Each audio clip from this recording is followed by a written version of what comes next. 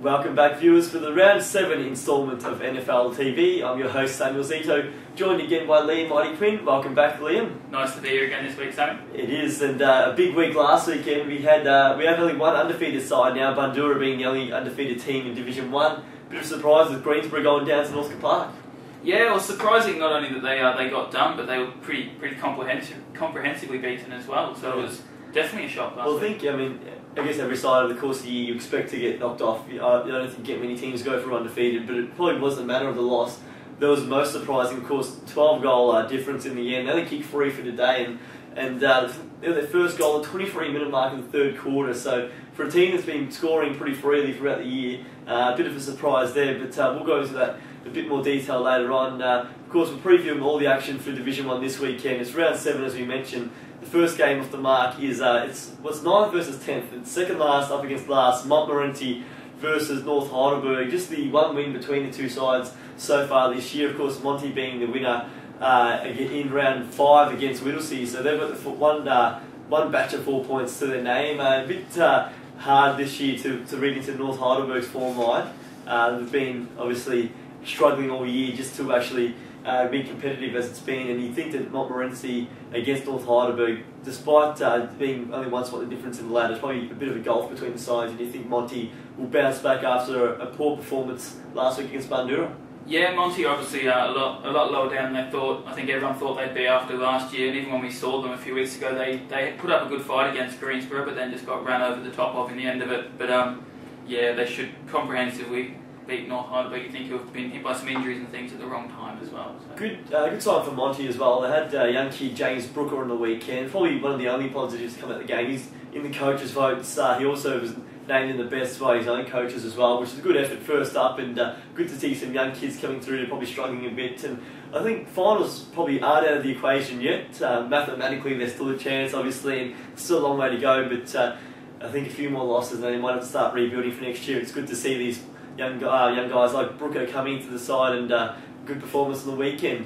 Next up we have Whittlesea up against Bundoora. Bundoora just marching on again last week, an easy win over Montmorency, as we just mentioned before. Whittlesea led all day against West Preston. They're up by 5 goals during the second quarter. They're up all day, and then unfortunately unfortunately for Whittlesea, West Preston was too strong in the end. Ran out 4-goal victors. No shame in that defeat. I think they'll learn a bit from it, and they'll bounce back soon enough, but I think you'd have to tip Bundoora in this one.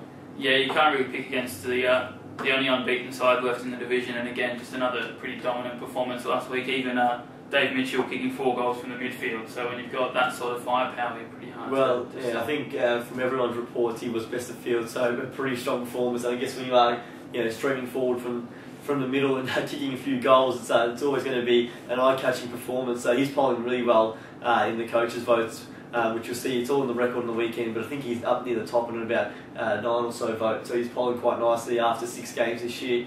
Greensboro is the next team we'll have a look at. They're taking on West Preston this weekend. A shock loss, really. I think, as we mentioned, a loss is bound to happen, but we just didn't think it happened in that way. They really struggled all day with a relatively full squad as well. Of course, Josh Riddle's still out, still missed the game through suspension, and he's still got one week to serve on that suspension, but the rest of the gang was there. And Bonjetti was in the best again. He's always just a fixture in there, but the rest of the guys struggled a bit. Aaron Burns missed a few goals at the start when they were trying to gain some ascendancy in the game, and probably just swung things back to Northcote Park. But it was such a big outing, and with the Neil Carroll Cup, as we mentioned too, the 1 minute silence in the game, you would have thought it would be a lot tighter than what it was, and unfortunately it was a bit of a blowout.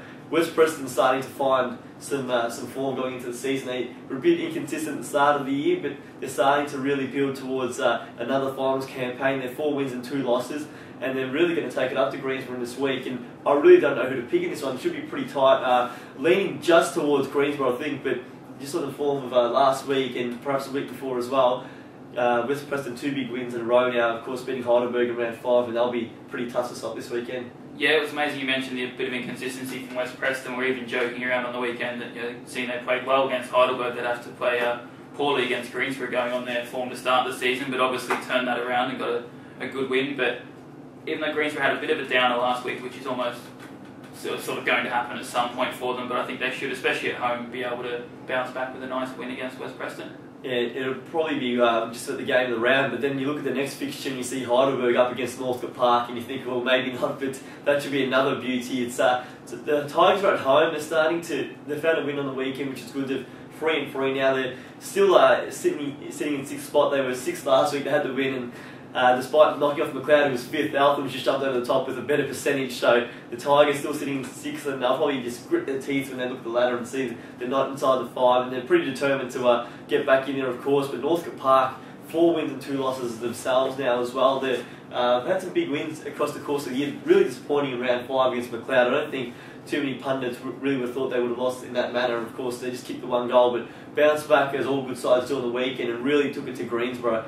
Kicked 15 goals to 3 against a Greensborough side whose defence is pretty good, as we've seen 2 weeks prior. It's a great performance, and it's almost another game where you just don't know who to tip. And you look at the informed players for both sides on the weekend. Jess Sinclair was back from the best for Heidelberg, and he's a quality player who's probably struggled a bit this year. And on the flip side, Northcote Park was Broderick Davies and Paul Scanlon in the best again, and 2 champions of the competition. So some sides back in form, and I think Northcote Park had a great win. Just Heidelberg has had the wood on them in recent years, and I just think that incentive of pushing back into the top 5 might be enough. But probably a game just flip the coin again, I'd say. Yeah, and obviously with Heidelberg they haven't started as well as anyone thought they would have, but as they're starting to get back to a little bit of consistency after changing coaches early in the year, they will still be an incredibly dangerous team to come up against, you'd think. Yeah, it's a tough one. I guess we always just judge them on what they've done in the past, and I guess it is a different side. Saul Caddy was out on the weekend. He's had a bit of a knee problem. He has struggled. He's only kicked the 13 goals in the 5 games he's played this year, which by no means is a poor effort, but when you consider the 82 he kicked last year in the home and away season. So we're hearing reports it could be a couple of weeks away for Saul, so that'll be interesting to see. And I believe Mark Favren may have played the reserves on the weekend, so one of the finest forwards of the competition the past couple of years, so he'll be pushing back for a senior spot and probably need a big forward up against Northcote Park when you look down the other end, and Sard's down there, and a few other big boys as well, so they'll probably need a few goal kickers if they are going to come up against the firepower of Northcote Park. Final game of the round is the NFL match of the day for round 7. It's McLeod hosting Eltham. 2 sides who've probably been on par, I guess, for the course of this year so far. Eltham's at the 3 wins, and McLeod's got the 2, but they're still fighting. They're about in 7th spot, and probably disappointed in the weekend with their loss to Heidelberg. They were outplayed for the most part, had the same scoring shots, but were beaten by 25 points. But we are hearing that Heidelberg was by far the better side on the day, so probably the final score was a reflection of the gulf between the sides. Eltham had a win. I think in those dry conditions they're always going to be too quick for North Heidelberg, but a bit of rain is forecast this week, so it should make things pretty interesting on Saturday down at McLeod. Yeah, and I just think, especially with the forecast, we saw how much Eltham sort of struggled against Greensborough when it was a bit damp and hard to really get a clean possession away. And on the back of that, and McLeod having, although as they said, as we said, they did go down to Heidelberg last week. They actually kicked 5 goals to 2, I think, in the last quarter, so they got a bit of a comeback on.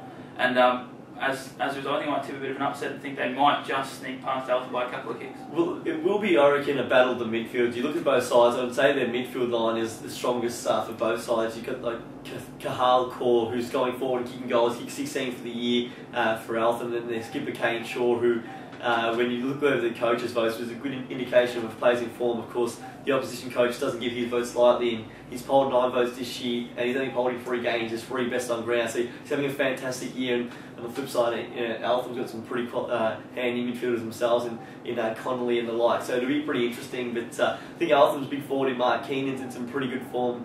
He could be difficult to stop, but as you mentioned, in the rainy conditions, we did see it against Greensborough that they couldn't play their usual style of play of run and carry, and that pace was well beaten by the bigger bodies of Greensborough. And I think if it does rain, it definitely plays more into McLeod's hands.